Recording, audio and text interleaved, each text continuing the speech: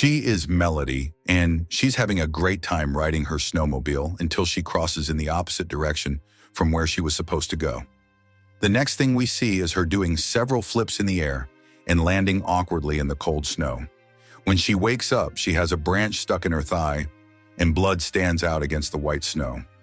Using all her survival instincts, she manages to drag herself to a nearby cabin where she is found by Henry, an almost hermit who doesn't like intruders.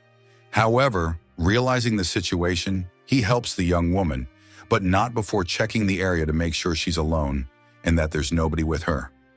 Inside the cabin, Melody briefly opens her eyes a couple of times, only to see Henry holding some sharp instruments, scissors, knives, everything that could be terrifying in a situation like that. When night falls, Melody is lying down, resting long enough for us to see a flashback of Henry. After all, he seems skilled with knives and doesn't look like a simple countryman. It turns out Henry is a hitman with more than 100 completed jobs. His last target was a corrupt magnate named Kessler, whom he watched for weeks until he had the chance to be with him in a sauna. As soon as the steam rose, Kessler's body fell to the floor. Before the steam dissipated, Henry already had his clothes on and was on his way to the locker they had assigned him to collect his payment. A few days later, during Kessler's funeral, 2 detectives were present. Their names are Kappa and Davis, who is experienced enough to realize that the magnate did not die from a simple fall in the sauna. Davis tells Kappa that Kessler was executed with some special bullets that disintegrate in the body as if they were made of ice. Back at the station, Kappa interrogates Briggle, Kessler's right-hand man. He tells her that his boss was an extremely rich and powerful man. You don't get to that kind of position without making some enemies along the way. So yes, there are plenty of people who would have wanted him dead, but he wasn't one of them. Besides, the biggest concern at the moment is finding Melody, since she's the only heir to the entire empire. If something happens to her, the companies will be sold for parts to the highest bidder. Hundreds of millions of dollars lost with the death of just one person. That's why, when news of Kessler's death came out, Charlie was taken to a secret location to protect her safety. We leave the police station and travel to a gloomy apartment in the downtown area. There is Melody, packing her things for her trip, all under the intense, watchful eye of Malcolm, her bodyguard, who senses that something is off. He decides to enter the apartment, only to find it empty. Melody managed to slip away, leaving him behind, and now she's arriving in the mountains, hoping to have some fun.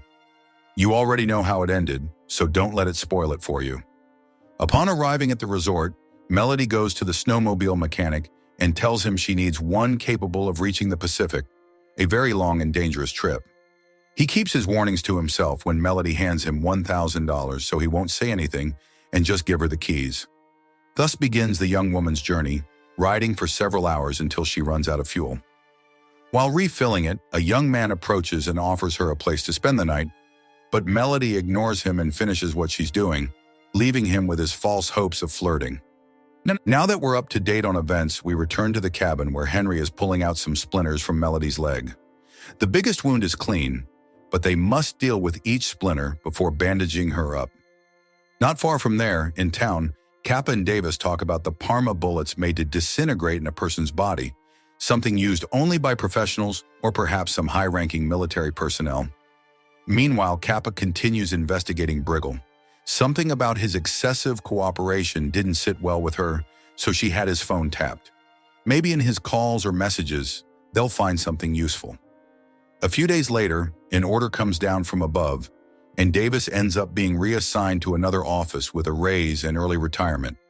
An offer he can't refuse, leaving Kappa alone.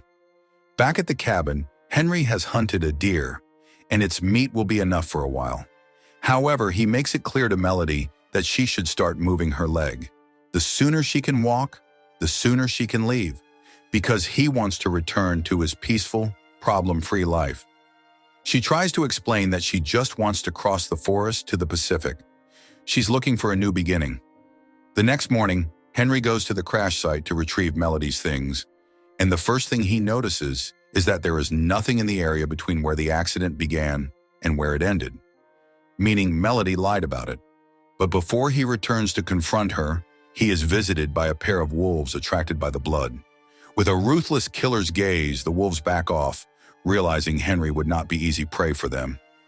Upon returning to the cabin, Henry finds Melody on the floor, a sign that at least she's trying. Meanwhile, Kappa has Briggle's phone records, which detail several calls to Malcolm. The strange thing is that all of them last less than 5 seconds, a clue that might be worth pursuing. In Malcolm's case, he has tracked down the snowmobile guy, who shares no information unless they pay him.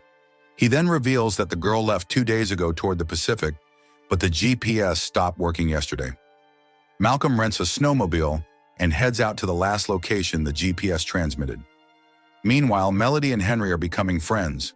She asks him why he lives alone and far away from the city, but he remains silent, adding that this is what he wants. He got tired of the hustle and bustle of big cities after many years. He just wanted to live alone in a cabin, far from everything and everyone. And as soon as he achieved it, she arrived to ruin it. On the other hand, Kappa continues her investigation and finds Kessler's ex-wife in a nursing home, where they are treating her dementia. She doesn't have much useful information, except that Charlie's not a boy. The heir to everything Kessler had is his daughter, a fact that makes Kappa feel like an idiot. She let Briggle's words fool her and never verified the heir's gender. Now she must return to the station to pass on this information. Back at the cabin, Henry has treated all of Melody's wounds, and they've actually managed to chat for a bit. Now that she's softened up the stubborn old man, Melody says goodnight and goes to sleep. The next morning, she gets up and sees Henry fishing, sitting on the edge of the pier. Convinced that she has killed Henry, Melody breathes a sigh of relief for a moment, but then ends up being overpowered by the old man. Henry is no fool. He never let his guard down, which allowed him to stay one step ahead. From the moment he discovered the snowmobile and realized it wasn't an accident, he remained alert. Melody was there to kill him, but now she's stuck under a huge log that keeps her from moving, and she has a lot of questions to answer. As expected, Melody is Charlie, trained by Brigel to take control of the company, but before that, she wanted to avenge her father, and Brigel gave her the opportunity. At that moment, Henry confesses that he was hired not only to kill Kessler, but also his son. However, he decided to take only half the money and retire. He had had enough of that life and wasn't willing to kill a child. But now that he has his target right in front of him, everything makes sense. After comparing the phone numbers Brigel gave her, Charlie discovers that it was Brigel who ordered her father's death and only helped her in her quest for revenge so that she would also die confronting someone like Henry. He never trusted that she could do it. He was sure Charlie would die, and that way he could get rich from selling the company. That night, while Henry and Charlie discuss what to do with this new information they have, a series of shots come through the window. It's Malcolm, who's here to make sure that none of them leaves that place alive. After an intense shootout, Charlie manages to distract Malcolm long enough for Henry to get close and take him out the old-fashioned way, plunging the cold steel of his knife into Malcolm's warm body. Melody escapes the moment she gets the chance, and Henry follows her. However, her wound is still open, attracting a wolf that attacks her. Luckily, Henry arrives in time to fend it off with several shots. Unfortunately for him, Kappa was arriving, and upon hearing the gunshots, misunderstood the situation and believed Charlie was in danger. With Henry's death, Charlie decides to do the right thing and returns to the cabin to hand over the evidence that Brigel ordered Kessler's murder. With that, he will be arrested, and Charlie will be able to claim her inheritance and become the owner of everything her father once founded. If you want interesting movie recaps, like, share, and subscribe to follow us for more movie recaps.